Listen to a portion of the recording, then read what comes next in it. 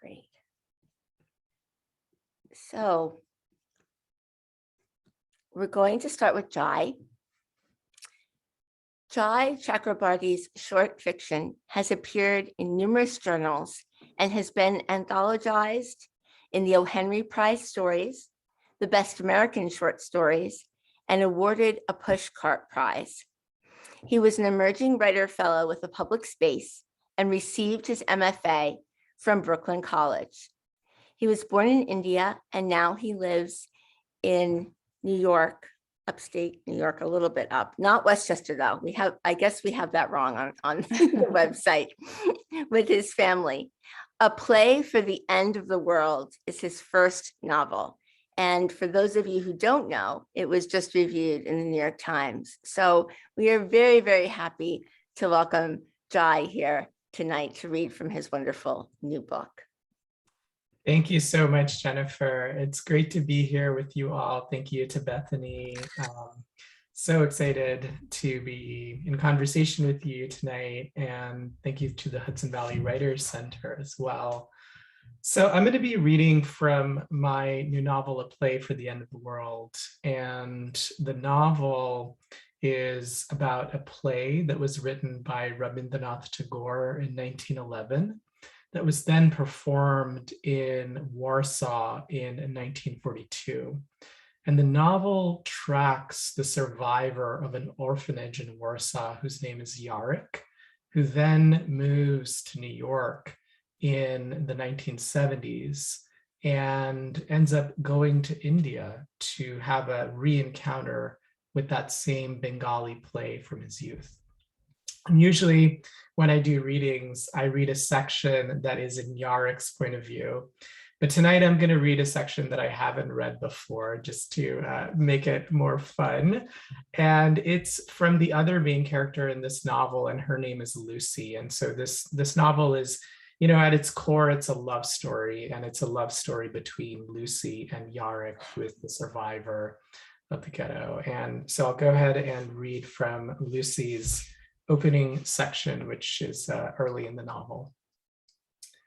Lucy Gardner spent her days listening to stories. When she'd first started at the City Employment Agency, she thought she was meant to match qualified candidates with good jobs, but there were never enough jobs to go around. The few that showed up disappeared from the register so quickly she began to think of them as brief points of light that did little but float false hope for the growing line of the newly unemployed and the regularly unemployed, to whom she attributed that particular listless walk, the casual shuffle that said, "I don't care," and the lowered head that said otherwise. In the end, her work came down to deep listening, and for this she was willing and suited, so much so that she earned a small following. The regulars made a habit of it. After a few weeks of searching for a job without luck, they would tell her their best life story and their next best. They were mostly men. It became her duty to see them through the day, the week, the whole New York winter. "You have a friend in me," she'd say, and off they'd go, one confession after another. Her co-worker, Miles Norton, kept a plaque at his desk that said, "A decade of honest service," signed by Mayor Lindsay himself. He gave folks a sober dose, rehearsed and polished over the years. He pruned down the dreams of the new ones and flattened the regulars whenever he said, "Sir, you need a reality pill." Miles, who liked to flaunt his Ivy League degree, had complained to their supervisor more than once that Lucy spent too long with her clients delivering her, quote, touchy-feely down south wisdom, end quote. Miles did not care for the heart-to-heart, and that was the way of this whole city, she supposed. She'd come from a town with a weekly dance, which was held in the old church and always over by 9. She was mostly certain about God, and a year and 9 months of New York hadn't taken this from her. Though sometimes after a long day at the agency, she would feel her heart hardening. There were so many stories and so few cures. When she felt this way, she would climb up 5 flights of stairs and practice the hula hoop on the roof. It was something Mama had taught her when she was 13 and mad at the world. Do it for 10 minutes, and I guarantee it'll clear your head. Mama had been right. Staring at the skyline while she did the hula not only cleared her head, it gave her a way to shed the bruisings of the day and to make room for the new. This wasn't at all what she'd imagined of the big city. When Mama passed after high school, Lucy had job hopped from waitressing to working at Jeannie's pastry shop. The years of kneading dough and counting change, she called that time. But the idea had caught on inside her, allowed her to make it every day for the 5 a.m. at the country diner, she'd do what Mama hadn't. She'd make a musician out of herself. It meant saving every penny, not even buying an extra pair of socks, taking on night shifts at her dad's taxi dispatch.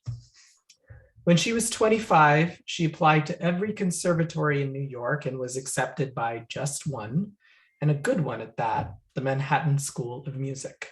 They gave her a scholarship for about half the tuition. Still, it was too much to balance classes and practice time with the job that was paying the other half of the bills. And after 18 months of living in the residence hall, skipping meals, and practicing Mendelssohn in the middle of the night, falling asleep twice in a row during her 8 a.m. theory class, she quit. There was no one to hold her to account. Mama wasn't around to call or send her little notes of encouragement. Back before Lucy was even an idea, her mother had tried to leave Mebane, and she'd succeeded to a degree, enrolling in a conservatory in Atlanta. But eventually she'd married and come back to North Carolina. It was never so easy to leave the vortex of your life. So far, Lucy had succeeded. She'd failed to make it as a pianist, but had stuck to New York, though her father, from time to time, would chide her about coming home. She wasn't sure what held her away, other than the fear of going home with half a degree and the waning hope that someday she'd save enough money to study music full time. She met Yarick Smith soon after she'd quit the conservatory.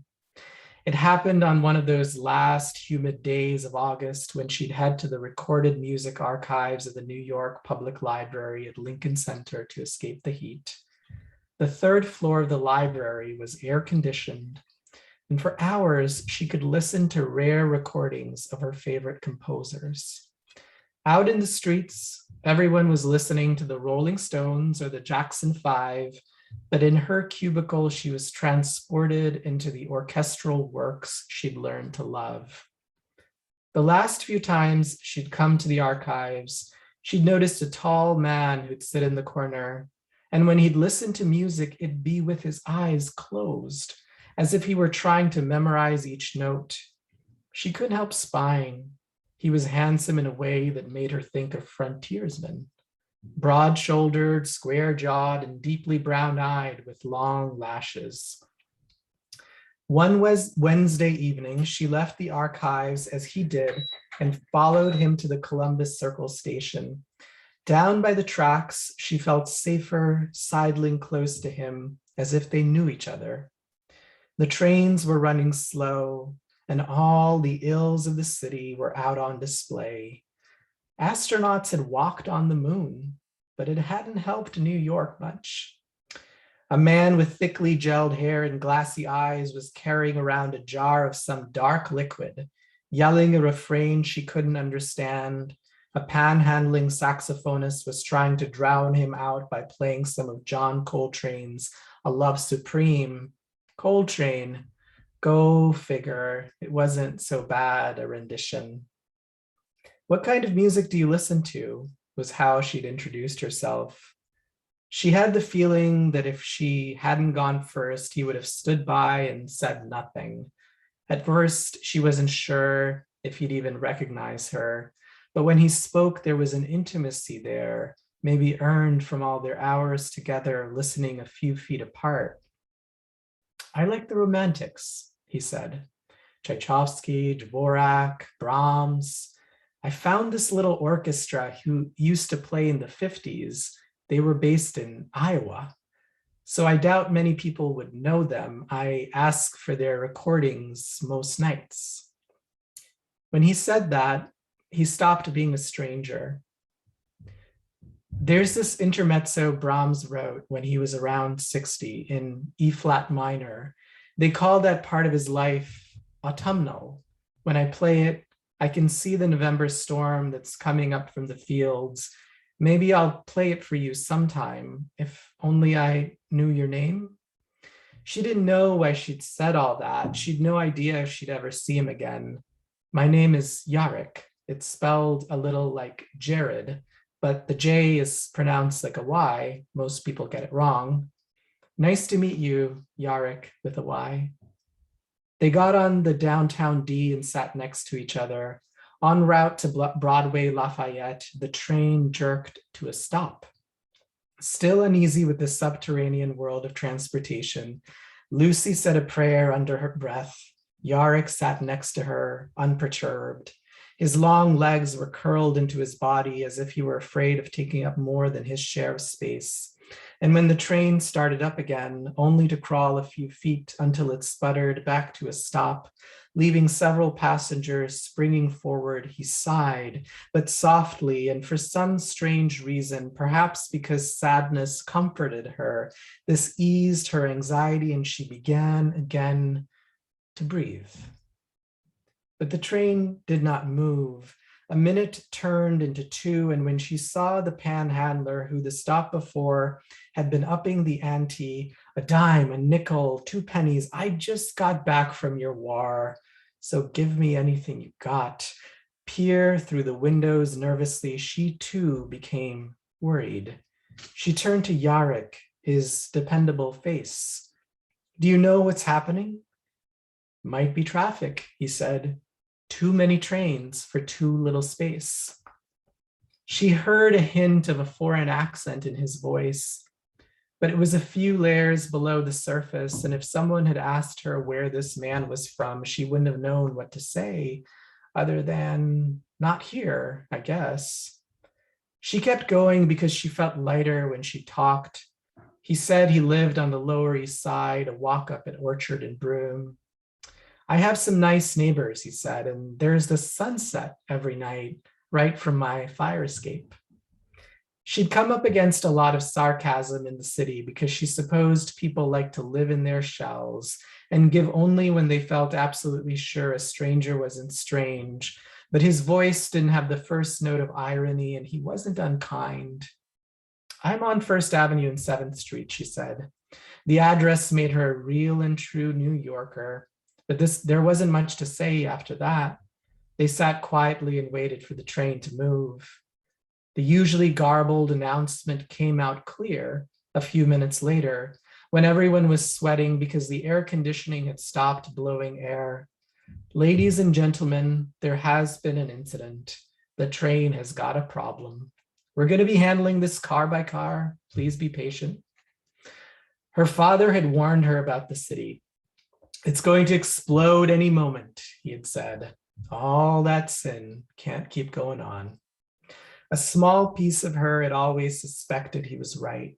And now that piece grew bigger, large enough that she had trouble breathing. With no AC in the compartment, all the covered smells were uncovered, heightened, with the odors of a homeless man's shoe, an expensive French perfume, and fresh Gristetti's fish competing for space in her nostrils. I have to get out of here, she said. She turned to him and said it again. I want out, as if he controlled the doors. He nodded.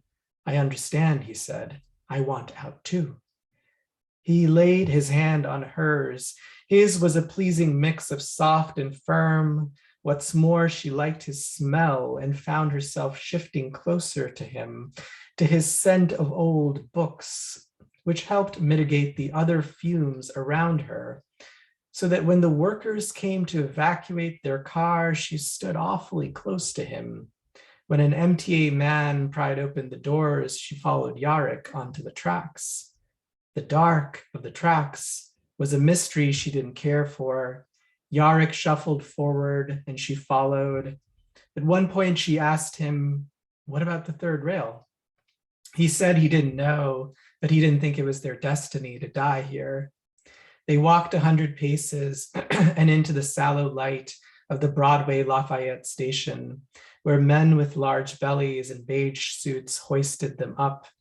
She supposed they were the managers and not the angels of this place. Several of the passengers were taken to the station's superintendent's office and told the power had gone out from the rails and wouldn't be restored till morning. They were offered little pins that read, "MTA works." Afterwards, Yarrick and Lucy walked to the nearest diner and he paid for a couple of cherry cokes. She was still shaken up and was talking too fast about her father's time at Fort Worth as an army mechanic when he took his last sip. "But I'm only halfway through mine," she said as he rose to leave. It was nearly midnight. "I'm sorry," he said. "If I don't get home now, I won't make it in time for work. Maybe I could get your number? Maybe I could ring you sometime?" There it was again, that hint of a faraway accent. "Where are you from? Paris?" "Far east of Paris," he said.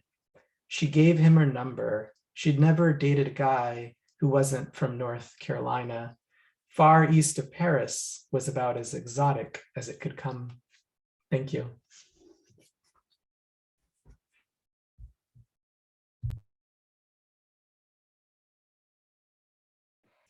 That was great, Jai. Thank you so much for that reading. And in case some of you didn't see what I wrote in the chat, your publicist has very generously said that anyone who is planning on purchasing a book of yours could just send me their address and we will get a signed book plate off to all of you. So if you already got the book or if you're planning on getting the book, just send me a note and we will make sure to make that happen. Okay, thank you so much. Bethany Ball lives in Nyack. Her last book, What to Do About the Solomons, was released in April 2017 from Grove Atlantic. Her new book, The Pessimists, was published by Grove in October, and she was lucky enough to have an in-person launch reading at the Seaport. It was named one of the most anticipated books of 2021 by LitHub. And longtime friend of the center, we are so happy to welcome back Bethany Ball. Thank you. Thank you so much, Jennifer. Jai, that was beautiful. I can't wait to read your book. It was so evocative of New York and I loved it. I felt like I was there. So my book is called The Pessimists, and it's a story of three couples and they're sort of navigating suburban life. The setting is Connecticut and kind of sleepy commuter town to New York City. I'm going to read from the first chapter, so I don't have to give too much of an intro. The first chapter is called New Year's Eve. Before the guests arrived, Virginia pulled a sequined silver slip of a dress from the back of her closet. She hadn't worn the dress in years, not since she'd had Charlotte, maybe even before she'd married Tripp. She stripped out of her sweatpants and t-shirt and pulled the dress over her head. It slipped over her body easily, and she admired how the dress showed her deep cleavage and how the sequins set off her hair. She ran her hands over her body, her fingers finding something small and hard and steadfast on her chest, an unwieldy part of her heart, perhaps. She decided to wear the dress to the party. Tripp walked out of the shower to his closet where he pulled on his better jeans and a check button-down shirt he wore untucked. For a moment, they stood side by side and stared at the reflections in the mirror. "Is that a new dress?" Tripp asked. "No," she said. "I just haven't worn it in years." "You look good, Ginny," Tripp said. In fact, to Tripp, she looked just the same as when they'd met, like not a day had gone by. Tripp reached for her hand and she let him hold it, and then he kissed her on the cheek and headed down the stairs to prepare for the party. Virginia watched herself in the mirror another beat. She lifted up her breasts and let them fall. She sighed. Another year, another party. The usual guests arrived. a mix of neighbors, friends, parents of their children's friends, and old high school classmates who had either never left their town or, like Tripp, had left and come back. The music thumped. It was loud. Rap music, profanity. A teenager had hacked the sound system with their phone. People groaned and rolled their eyes. The volume lowered. Someone put on some jazz. They turned back again to one another and their conversations. It was a burden, they knew, to host New Year's. It was a long haul. It involved stamina and good cheer and goodwill. Now a nice din hummed throughout the house. The party had begun. Gunter was a transplant to their town from the city. He stood on the other side of the living room and pawed at the 3 Christmas stockings hanging over the fireplace. He reached inside and pulled out a half-melted Hershey's Kiss, perfectly good. He unwrapped it and popped it into his mouth. He marveled at the fireplace, which was gas and it could be turned off and on with a switch. It was so stupid and tasteless. Only an American could invent it. He sidled up to his wife, Rachel, who eyed the little stack of hardcover novels on a bookshelf beside the mantel. She tapped her finger on the spine of one of the books. The book was called The Moral Character. "This is Virginia's book," Rachel told her husband. "Who is Virginia?" "The blonde," Rachel said, "in the silver dress." Gunter held his glass of whiskey and melted ice in his hand, waved his elbow vaguely at Virginia. "That one?" "The host," Rachel said. "Virginia, you met her last week at the Petra School." "Ah, yes," Gunter said. "Now I remember." He stared at Virginia and said, "Maybe I am more drunk than I realized." "She's always been lovely," Rachel said. "Oh," Gunter said, "I don't know." But Gunter, rakish, European, and ignorant of the sell-by date of American women, watched her closely. She was beautiful. "How old is she?" Gunter asked. "My age," Rachel said. "All my friends back in the day were in love with her." In the kitchen, Tripp pulled bottles of wine from a wooden crate on the floor. He lined them up on the counter and opened one with a corkscrew. He cracked open a beer for himself on the lip of the countertop and headed to the deck to check on the barbecue. Margot, Virginia's closest friend in town, opened cupboards and searched for a can of ground coffee.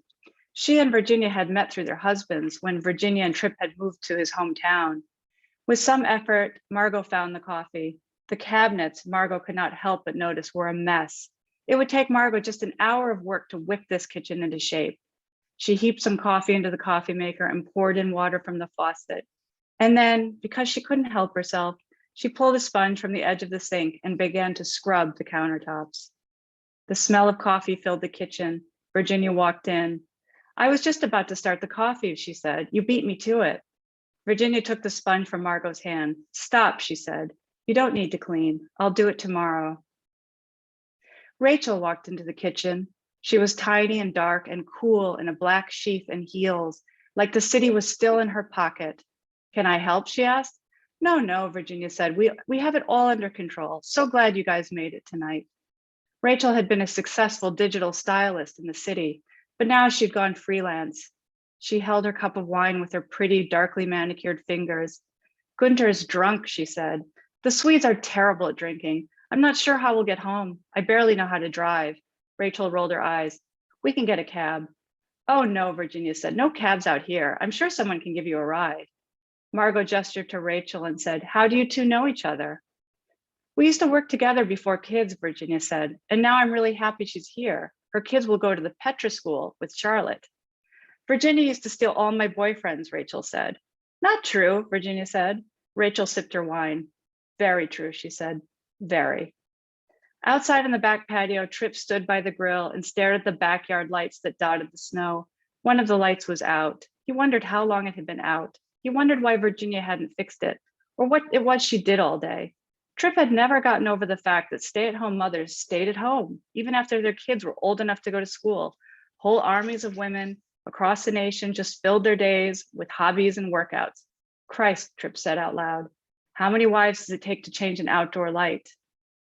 Richard, Tripp's oldest friend, walked through the open French doors to the back porch. "What do you say, Tripp?" He walked to the barbecue and picked up the tongs. "You think I should flip these?" "Give them to me," Tripp said. "I'll do it." Richard handed the tongs to Tripp and grabbed the neck of his beer bottle. He saluted Tripp with the bottle and tipped it to his mouth. He drained it. "Want another?" "No," Richard said. "I've had too many." Tell that to that guy Gunter, Tripp said. I think he's wasted. Richard peered out over at Tripp. How's business? They cut my commission again. Richard nodded. My portfolio took a hit. They watched the steaks grill and something unspoken passed between them. Tripp finished his beer and set the bottle down hard on the railing of the back porch. He reached into his front pocket and pulled out a small gun, a pistol. He set it down beside the empty bottle. What the fuck is this? Richard asked. Gunter wandered outside, saw the gun and picked it up. In Gunter's big hands, it looked like a toy. Wow, Gunter said, a 38. I haven't seen one of these since my army days. Why do you have this? He pointed it toward the backyard and called out, hands up. Tripp pulled the gun away from him and shoved it inside the waistband of his jeans. Chill, he said. Come on, Tripp said to Gunter and Richard. I want to show you something. You finished the basement, Richard said, as they clambered down the stairs to the dirt floor. And you didn't tell me? Tripp pulled keys from his pocket and unlocked a makeshift door made from rough plywood. He pulled on a light with a strong straight cord, and shut the door behind him. He locked the door with a deadbolt. Inside, there were a few small cabinets, nothing more. Tripp unlocked a cabinet and swung the metal doors open to reveal rows of boxes of what looked like ammunition. What is this? Richard asked again. Ammo. Guns are useless without it. I've got 3 of them stashed in the house, plus a Beretta and a couple of shotguns, 1 hunting rifle, a few other things. Where? Richard asked. You think I'm telling you? But why? Gunter asked. Rough times ahead, Tripp said. The recession is nothing compared to what's coming. Ice caps melting, filling the seas, superstorms, massive hurricanes, poles shifting, solar flares knocking out the electrical grid. You can't be serious, Richard laughed. You'd be more persuasive, you know, if you just stuck to one catastrophe. You Americans are so pessimistic, Gunter said. I just did a building in Beijing a couple of years ago, and everyone was so much more optimistic there. Tell me, what does your wife think of all this? Tripp shut the cabinet and locked it. Virginia doesn't know anything about it. You can't be serious, Richard said. Margot leaves no stone unturned. There is no way I could keep something like this secret from her. Virginia is incurious, Tripp said, lately very preoccupied. I got to tell you, this all seems pretty crazy, Tripp, Richard said. I'm perfectly sane, Dick, Tripp said. Gunter took a look around. I like it, he said. It gives new meaning to, what's the other expression? Man cave. Gunter picked up the pistol Tripp had left on the rough wood table. Is it loaded, he asked. He put his finger on the trigger and began to squeeze. Richard shouted, dude, what the fuck? Tripp grabbed the gun from Gunter. Sorry, Gunter's face reddened. He said, it's my army training, in the army. They heard the door to the basement creak open and Margot poked her face down the stairs. What's going on down here? She called. Why are you boys in the basement? Richard bristled at his wife's voice. We're coming up. Please do. Don't be antisocial now, she said. We want to see your faces.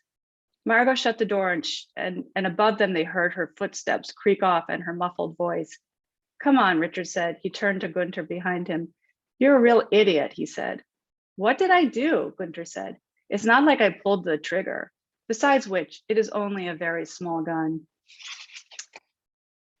Let me skip ahead a little bit to the end of the party.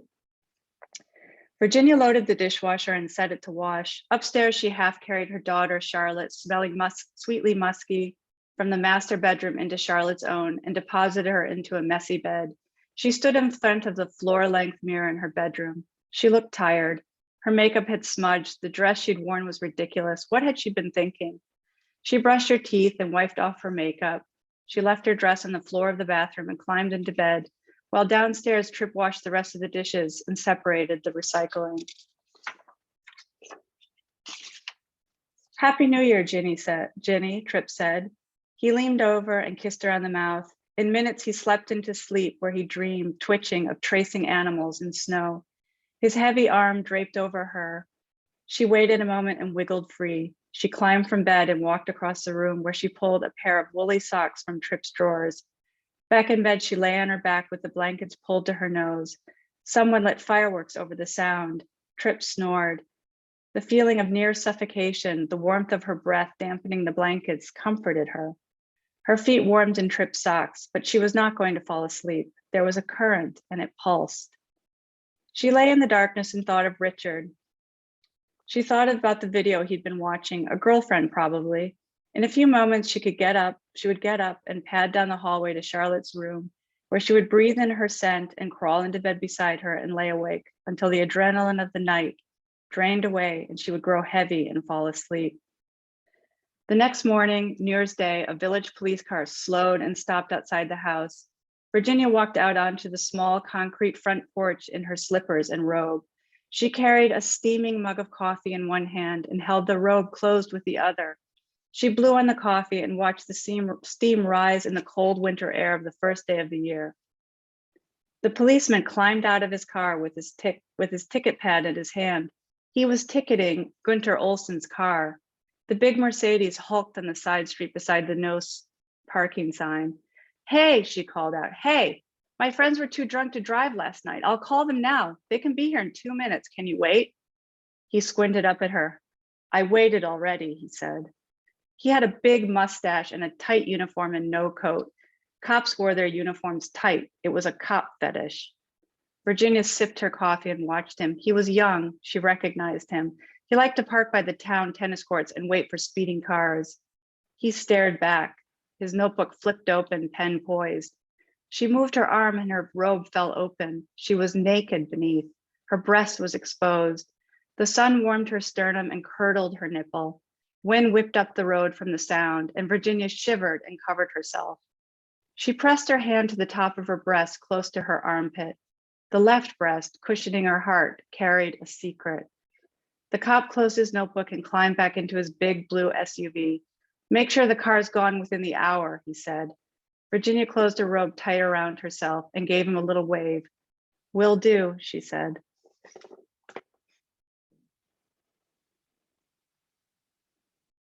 Thank you so much, Bethany. What a great reading from both of you. Thank you so much for this. We are going to now turn over to questions from the audience. Maybe what we like to start out with from all of our authors is to just ask a little bit about process and what you recommend for students who are working on their first books. We have Jonathan Vatner in our audience tonight, and he teaches a wonderful class at the Hudson Valley Writers Center on putting together a first novel.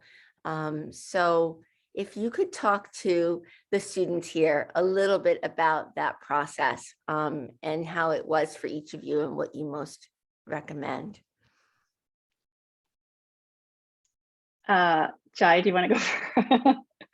Sure. And let me just say, wow, that was such a great reading, Bethany. I was laughing and really wanting to know what happens next. I would say so many pieces of advice have been helpful for me in my writing life.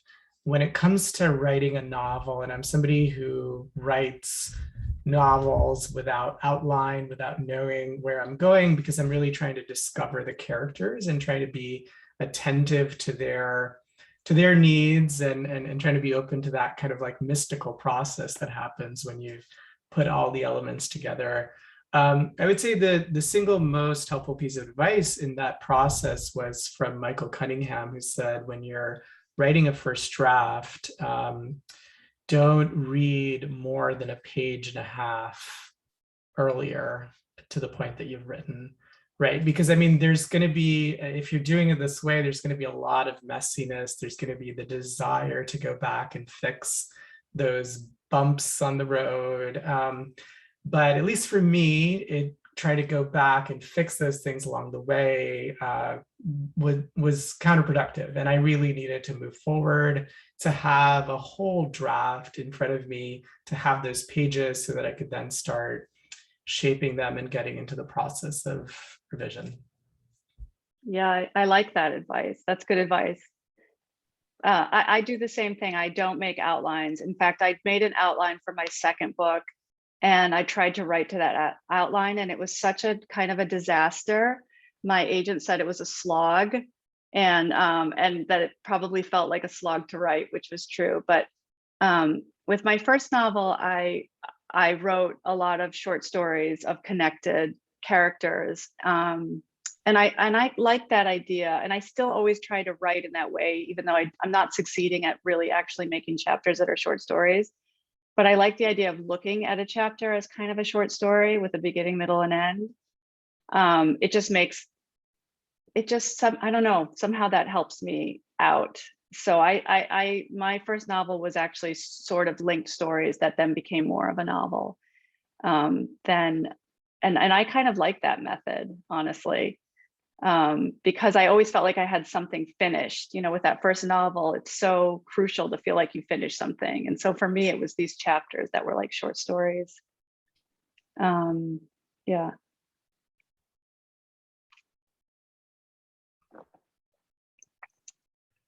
And I just wanted, oh, go ahead. No, I was going to say that's great advice, but please continue, Bethany. If you Well, I have was just going to say that I think, continuing what Jai said, that I think that finishing the novel is so important. That's almost like the most important thing. It's just to have a draft, because I think the work of a novel really is about revision a lot of the time. That's why I think that the NaNoWriMo stuff is actually kind of great.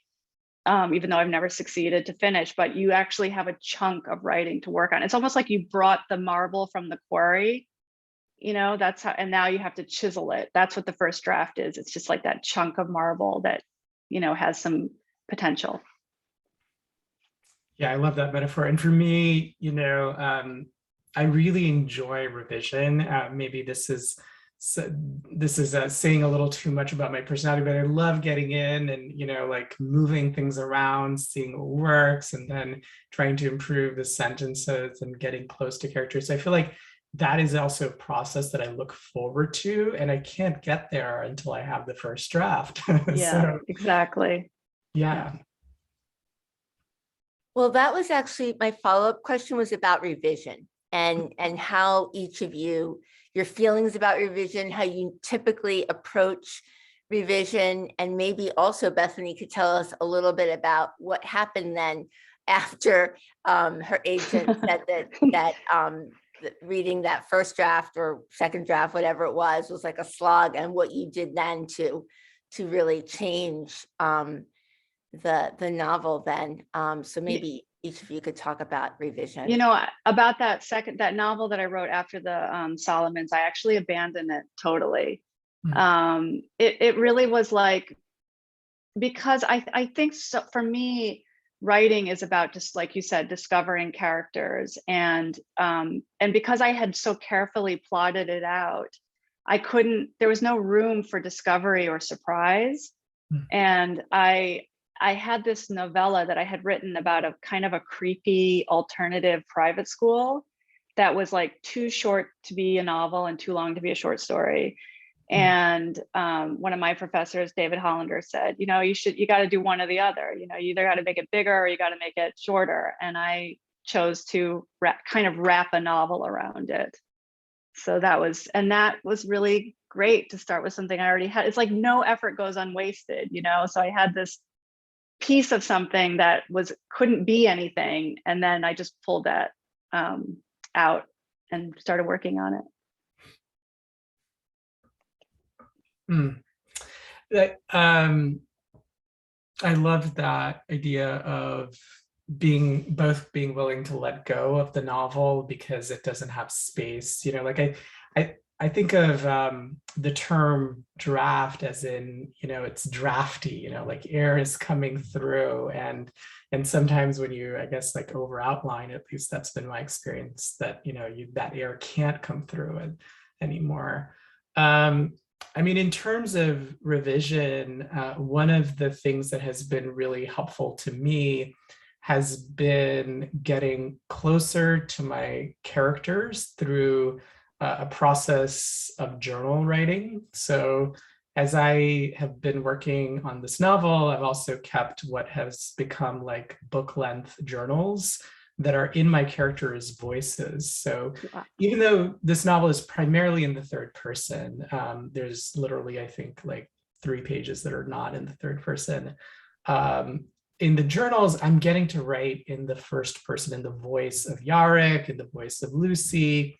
And so when I sit down to write, I feel more confident that the moments in which I'm revising are true to character. And I guess that's the primary question that I'm asking in the revision process is this movement true to character or is it not? Hmm. Yeah. That's amazing that you have those journals in the voice of the characters, which leads me to ask, even though we have a few other great questions in the chat, I just have to ask you, do you think that you're going to do something more with these characters or some of these characters in a future book, like Elizabeth Strout does with her Olive Kitteridge and her Lucy Barton people, or are you going to extricate from these people? Well, there was a character who used to have quite a lot of page space in the novel, and I ended up removing almost all of that. And her name is Mrs. Paul, for anyone who happens to have read the book.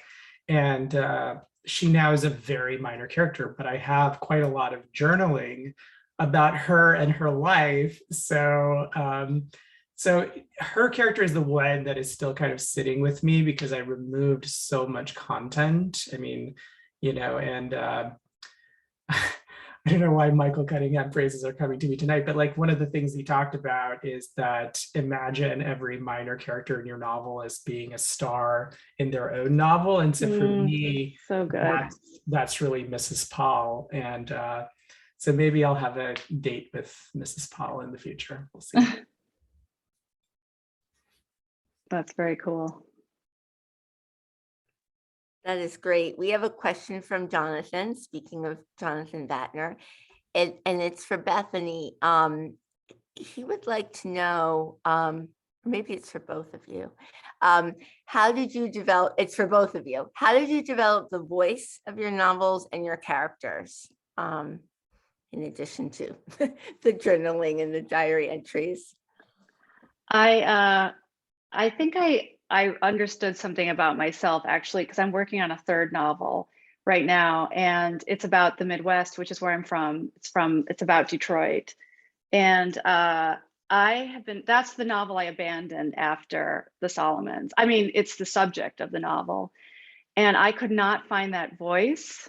And so I've been obsessively listening to Tom Drury, because I haven't lived in the Midwest since I was, I think I left when I was 23 or 22, and I haven't lived there since. And so I've been listening to Tom Drury. Now he's writing more about not about where I grew up, which is more urban, but the voice is still so Midwestern. And I've been walking around listening to his books sort of obsessively, actually, the last couple of weeks. And it has been so massively helpful.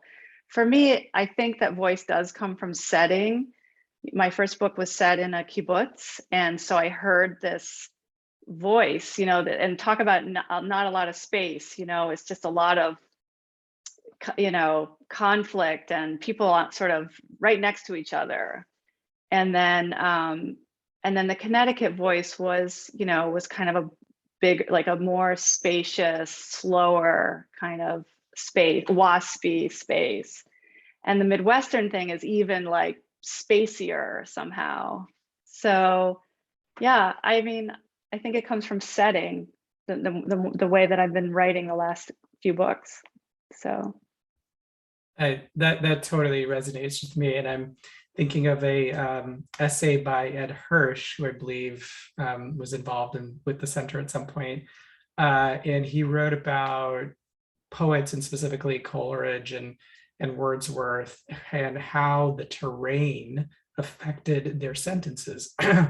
So, if you're living in rolling countryside with lots of hills, you're going to have a certain kind of sentence, as opposed to if you're living on flat land, you're going to have a different kind of sentence. So that was his argument. And I think it's really fascinating and true.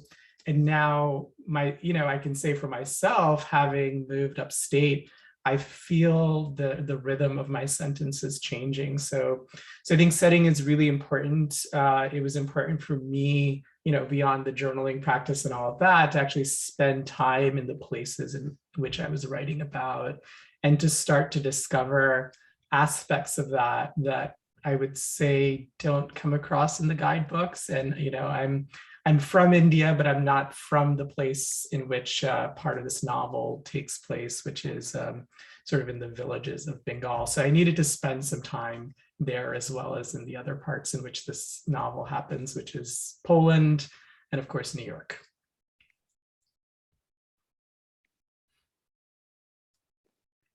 This has been such an interesting conversation. We have more questions from audience members. And this one is also for both of you. And it's about, how do you write conflict?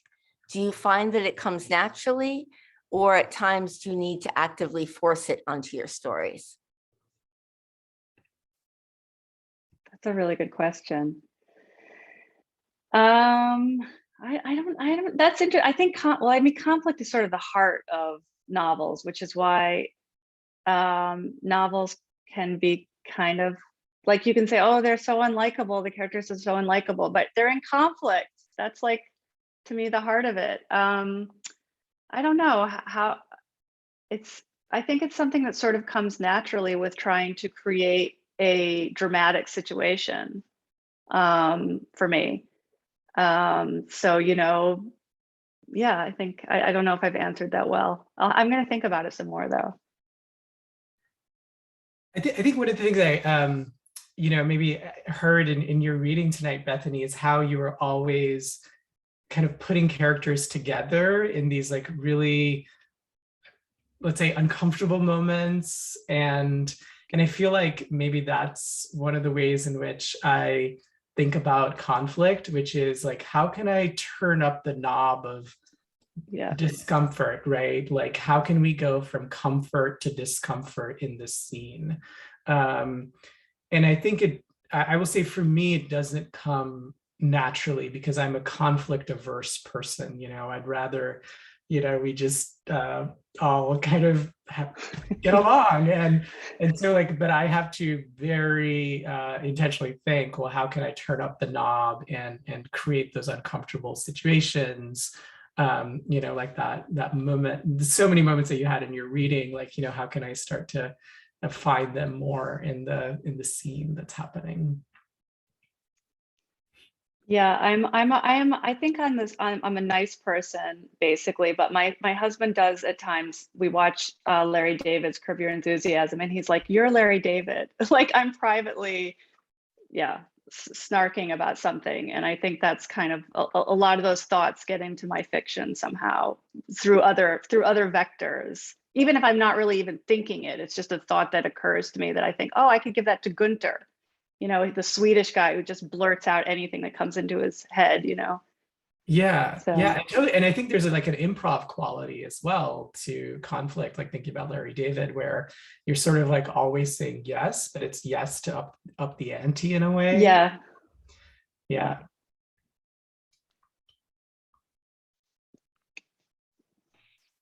Speaking of which, we have a question about fears from Garfield Charles. He wants to know what your greatest fears are as a writer, and how do you work through those fears?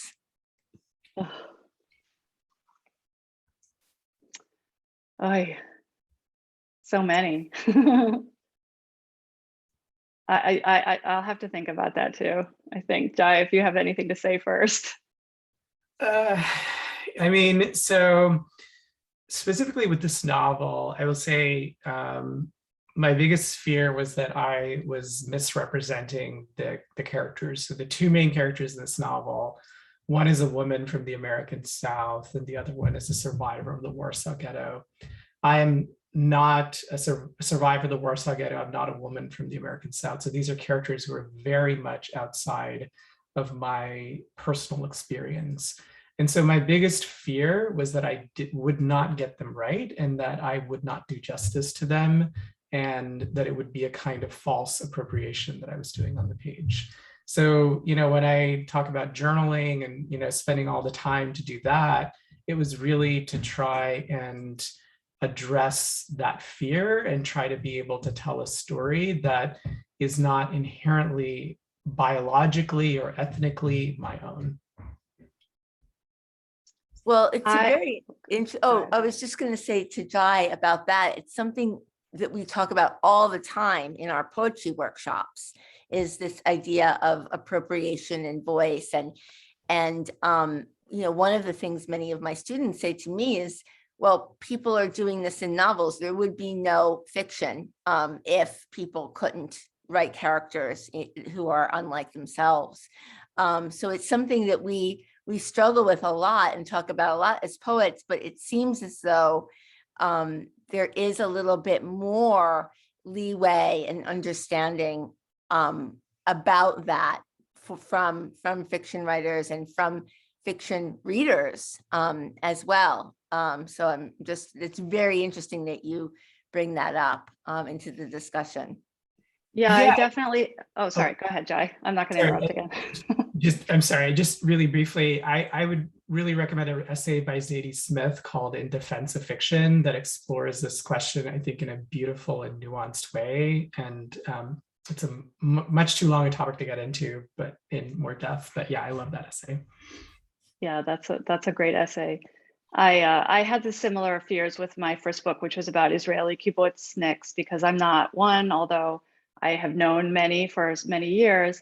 But with this novel, I was more afraid, I think, of people seeing themselves in the novel, because I was writing a novel about suburbia and I live in suburbia. And I really felt like this was probably the most fictional novel I've ever written, where there are pieces of people who might recognize themselves, my friends, but basically the characters are truly works of fiction. And I'm really proud of that, because the subject matter is so close to home in a way, and yet I created something that I feel is so fictional. And but my first thought when the question was asked was bad reviews. I mean, getting a bad review is like pretty scary thought. So that was my first reaction to that question. And it happens, and it's okay, and I survived, it's okay. But yeah, and when you first put a book out there, you're going to get criticized, and it doesn't feel amazing. And I happen to always agree with the criticism, which is terrible. I'm like, I'll sometimes poke over onto Goodreads or Amazon, and I'll be like, oh my God, they have such a great point, and then maybe I'll yeah. So that's something I have to work through. Yeah, Goodreads ick. I agree. Yeah, but that's great advice. We all have to have a really thick skin when we're submitting, when we're putting our work out there, when we are reading what people say on social media about our work. My editor says, don't read any reviews ever, good or bad. Yeah, it's hard not to, I think. And I've actually learned from my bad reviews, like about, with my first novel, people were upset there were a lot of characters. And I came to think, as I read books with a lot of characters, I would think to myself, yeah, it is kind of confusing. I can see why people had difficulty with that. So in this novel, I like a lot of characters. So I tried to have less characters, So I did take in the criticism, which I usually do. We have a question for Jai about how important is your ethnicity to your writing, and in this book or in general. That's such an interesting question. So I would say that for my writing in general, I'm writing about people and places that I've encountered, and the characters that I'm making are amalgamations of people that I have met, I'm friends with, friends. And so, as somebody who was born and grew up in India, like a lot of my characters are going to come naturally, therefore, from an Indian context. That being said, as is the case with this novel, sometimes my interests go beyond the boundaries of my own ethnicity or my cultural experience. And so I would say it's kind of a both and for me, where it is an area that I am interested in always exploring, and but it's also not an area that I want to limit myself in either.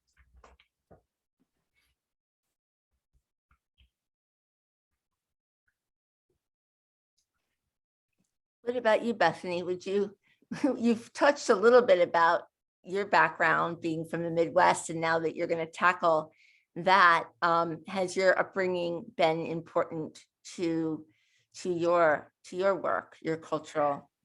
Yeah, I think so. I mean, I'm just really feeling how much I've written like 50,000 words of this new Detroit book since, during the pandemic and waiting for the Pessimist edits.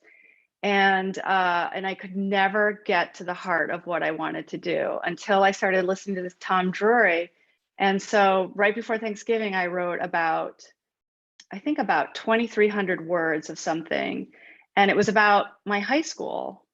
And it was like I had dropped into my high school. And, one of the character's friends is pregnant, and the other, there's a swim teacher who's messing around with teenage girls. And there's, my whole neighborhood was there, the 7-Eleven and the 8 Mile, where my high school was. And I have not experienced my own hometown in that way until last week, right before Thanksgiving. So that was, and that really comes from listening to this guy talk in that Midwestern vernacular. It just brought me right back there for the first time. So yeah, and I like Jai, I like to, my interests also carry me outside of where I was born, I mean, it's fascinating. I love to read, translated literature and literature from around the world. I'm always super excited to get my hands on. So,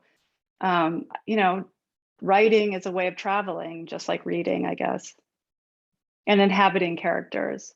And I think too, my family, I have family in Israel, and one of my family members said, Bethany got it because she's an outsider.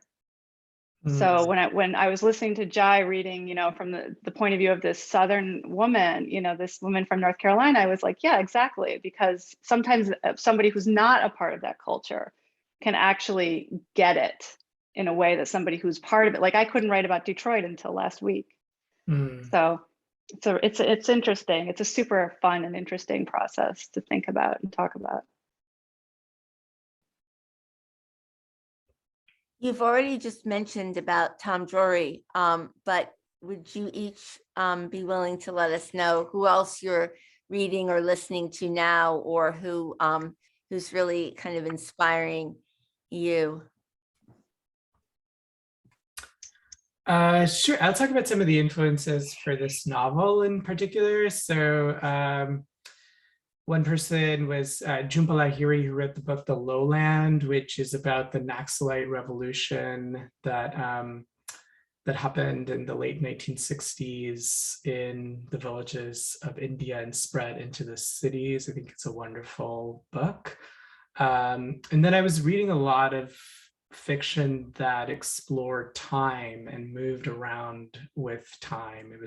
That was just a kind of a moment for me in my reading. And one of the authors I really came to love is Penelope Lively, and she wrote a book called Moon Tiger, which moves around time in this really gorgeous and beautiful way. It's sort of in the style of Virginia Woolf to some extent.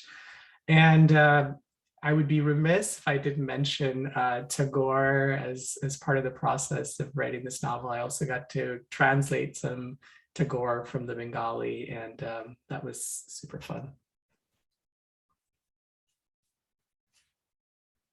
Yes, I've been reading Tom Drury. I keep talking about him. I'm just in the middle of The Other Black Girl. I'm going to be doing a reading with her in Brooklyn in a couple of weeks. Her name is Zakiya Dahlia Harris. I'm probably mispronouncing her first name. I'm going to get it right next time. yeah. And I don't know what the influences for the Pessimists were. I was trying to think when Jai was talking, and I mean, I guess I would have to say Cheever, and I've certainly read them, Richard Yates, but I feel like it came from the play, the place somehow. I don't know. But yeah, probably Cheever and Yates, and yeah. Can't go wrong with Yates and Cheever. Yeah, I mean, yeah. And I also loved the aspect of like the Mrs. Dalloway, your character Virginia planning for the party, Yes, getting ready yes, for the party, thinking about the party afterwards. yes, In that section that you read. yes, yeah.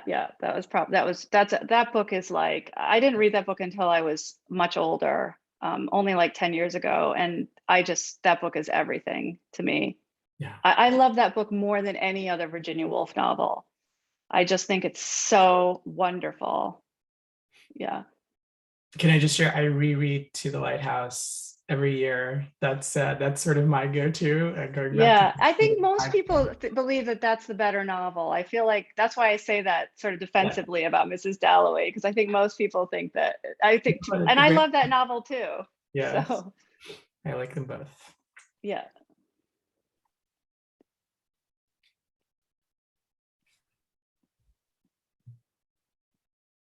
And also what Michael Cunningham did with The Hours. The Hours. Yeah. We're a big fan of Michael Cunningham here at Hudson Valley Writers Center. Lauren brought him into our orbit, and we're very grateful to Lauren Akampora for that.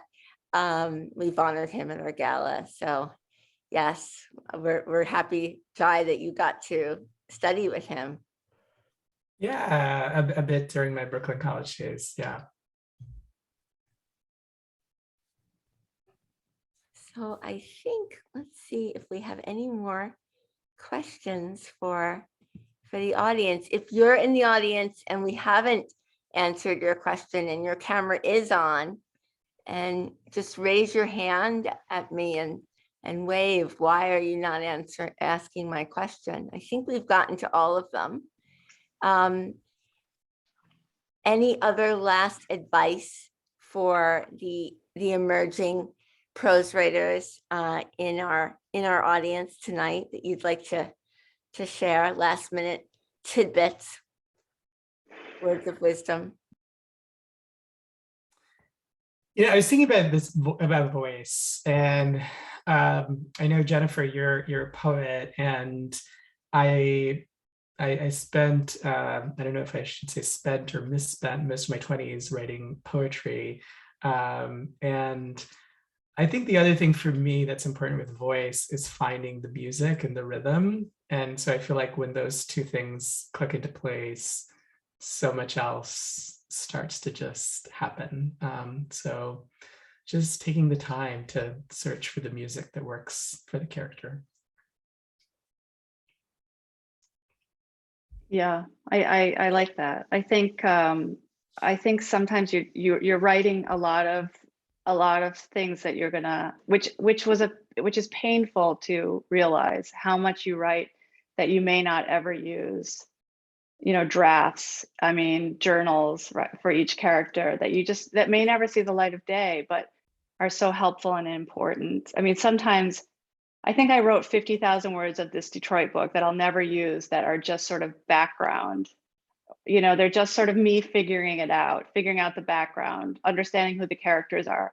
It may never make it to a book. This book may also not work out, but it's just you have to love the process of writing, and more than anything, I think. Yeah, I think that's so important for all writers, no matter what genre. Szymborska was asked, why didn't she have more poems? And she said, because she has a trash can in her house. Oh, that's brilliant. Brilliant. Yes. But I like how it's been a recurring theme tonight about how nothing really is wasted. All of this, your novel that didn't ever get finished. None of that is wasted. The journals that have all gone into creating the character. I think that's such an important thing for all of us to remember, that even poems we throw out, short stories we throw out, the process has given us something, and we've there's always the chance that you'll return to it in some way. So yeah, it's maybe I wouldn't say trash can, maybe I would say drawer. It's in a drawer to be unearthed. And it feels like those earlier snapshots become a kind of memory piece in which I can think about myself as I was a certain age. Yeah. So they act as almost a kind of like diary, even though they haven't made it out into the world. Like, I think they're in some ways more valuable to me than picture albums. And Jai, I was reading about your courage and process. You had a whole different career and everything, right? You really put yourself into this novel and becoming a writer a little later in your life. You really had to kind of shift gears and take a big risk and really believe in it. And it has definitely been worthwhile, this whole endeavor. You've done it. Oh, thank you. Yeah, and I think, we come to writing in different ways, and regardless of our profession, day jobs, whatever, I think we can be writers. I think it's an open world for that. Yeah, I always say, you can't be a ballerina in your 40s, but you can become a writer or a poet. Right. And that's a lot of the students at Hudson Valley Writers Center are older students who have raised families, had different careers, but always wanted to publish a book. And now they're doing it. So it's a very inspiring thing to see people at all stages of life working on their books and publishing. And we hope that each of you will come to teach for us on Zoom and in person eventually when we're back at the center. Thank you so much to both of you for being here, for sharing your words, for sharing your wisdom, for sharing your process. And please, all of you, don't forget to, if you haven't already purchased their books, please get them. Support your local bookstores. Write to me so I can get you the signed book plate for Jai's book. And Bethany, I think your publisher, they don't necessarily have a discount code, but they've recommended bookshop.org, where you can get it for a slight discount and also support a good place. So don't forget to do that. And Sophia will send you the links, the easy links for that tomorrow as a thank you and a reminder. And we hope to see you back here for another reading soon. Thank you so much. Thank you so much for having us. Thank you. Thank you Really so wonderful. much. It was great.